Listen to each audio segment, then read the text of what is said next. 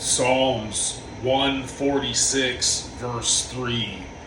Do not put your trust in princes, in human beings who cannot save. Their spirit will depart. They shall return to the ground. On that day their plans come to nothing. Blessed are those whose help is the God of Israel, whose hope is in the Lord their God. He is the maker of heaven and earth and the sea and everything therein. He remains faithful forever.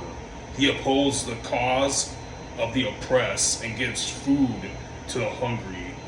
He sets prisoners free and gives sight to the blind. He lifts up those who are cast down. The Lord loves righteousness.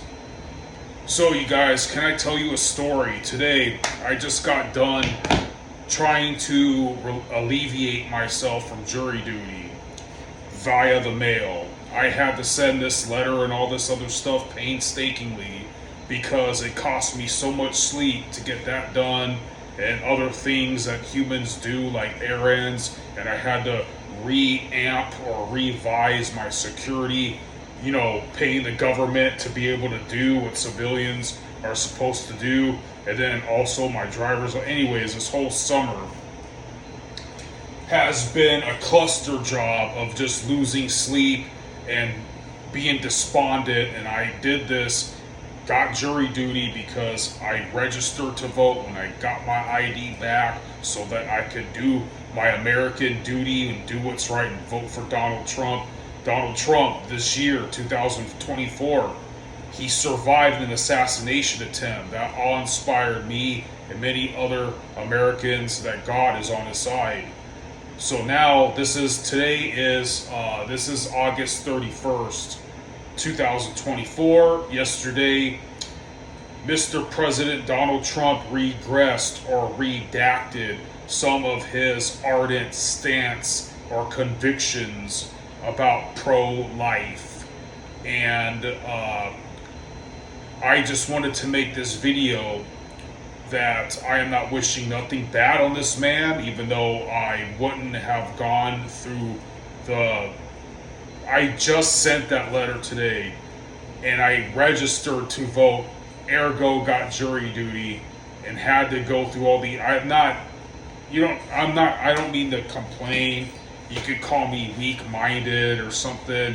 David Goggins would whoop my ass. But the schedule that I have, coupled with having to write stupid letters and drive to mailbox, P.O. box, my whatever, it's painstaking in California, desert heat, 100-degree weather, gridlock traffic. You get the point. I wouldn't have gone all through that. Had I known, he would have redacted his thing. Now, am I so ardent for the cause of the unborn?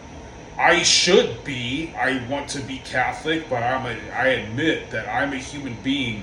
I come from rock and roll and stuff like that. I have to remind myself that it's God's will, that it's Orthodox Catholicism, basic Christianity, one-on-one, and it's constitutionally legit that everyone in this land has the right to life, liberty, and the pursuit of justice, and ripping the unborn out of its mother just to sacrifice it to the gods of lust is morally despised. It's morally horrible, and you get the point. Nonetheless, I don't wish nothing bad on Mr. Trump, but mark my words, I wanted to make this video first. If President Trump incurs a successful assassination attempt, round 2, on his well-being, it will serve to this country as a grim reminder that God is serious about this issue. He's serious about this subject, that President Trump regards and fears the approval of men more than trusting in the righteousness of God, who saved his life from that assassination attempt. And Mr. Trump, please stop having Kenneth Copeland and other evangelical claques on your campaign. Please have an actual committed Orthodox Christian, Orthodox spelled with a lowercase o. I'm kind of an ecumenist or whatever it's called, meaning like whoever is just trying to be biblical. I'm not trying to stand here and put a halo over my head, a holier than thou. I'm just saying that if President Trump gets taken out, it's going to be a sign from God to this country how serious he is about this subject. And it's going to basically be a sign of our doom, that God's Holy Spirit has withdrawn from this country because we're too materialistic. We don't care about the plight of the unborn. We allow smut in our country. We don't have, since Emperor Constantine, we've never had as Christians the freedom and the ability and the power through the righteous Constitution of the United States of America, the First and Second Amendment, to do something like what Thomas Jefferson and Ben Franklin said to do about when tyranny takes over your land, that there's a liberty tree that time to time needs to be watered, and if you don't tend to it, you don't deserve freedom or security.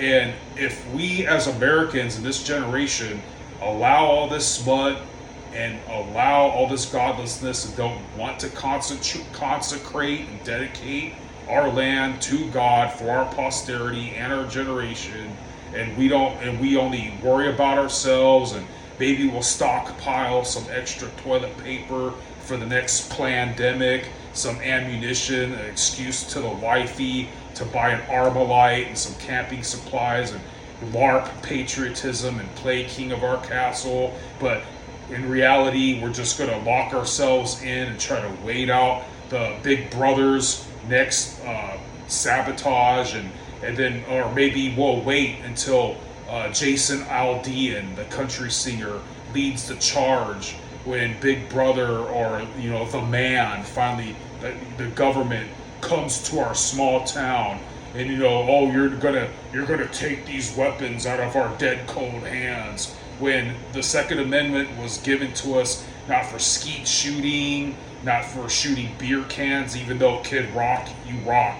Kid Rock is amazing. He's the one standing up for everything. That guy has balls. And it's not for shooting beer cans or having fun. It's not even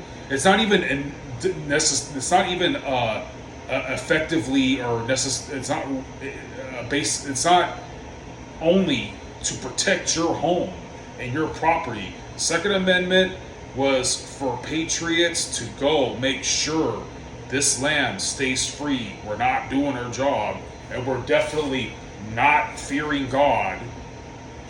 I made this whole video just to say I want to be the first one of the first people to predict. Even though I don't want it to happen, I don't wish anything bad on Mr. Trump. I'm just saying, if there is a round 2 assassination attempt on Trump's life and it succeeds or maims him, it's a sign from God that he was dead serious about this pro-life subject, and that we patriots are just LARPing or apathetic. And ever since the 20th century of sex, drugs, rock and roll, Hollywood, we allowed all this smut, idolatry, filth, materialism. We don't care about the plight of the poor. We don't care about the plight of the unborn, and we just live for ourselves. And that's why if Mr. Trump gets taken out, God is showing that he's serious about the subject, and it's going to seal whatever comes. It's what we deserve. Whatever epidemic, whatever pandemic, whatever natural catastrophe, whatever economic failure, whatever war, whatever infiltration occurs afterwards. And I mean, look at it's our fault. It will be our fault. I mean, look at even major pro-life proponents are still being like, well, at least Trump is like the best of two evils. That's unacceptable. We are his base. We are his catalyst. Whoever has an ear, let him hear. And I'm telling you guys, we don't really care. It's you guys out there, you Americans, who have ancestors. I only have ancestors in this country on my mother's side. I'm a refugee immigrant class. You are the ones that have posterity. You are the ones that have property. You are the ones that have the responsibility of your ancestors. I have nothing to lose. You're the ones who are letting your ancestors down. If you don't think I have the balls, man, come holler at your boy. Let's go do something. I just got put on a list. I just got demonetized.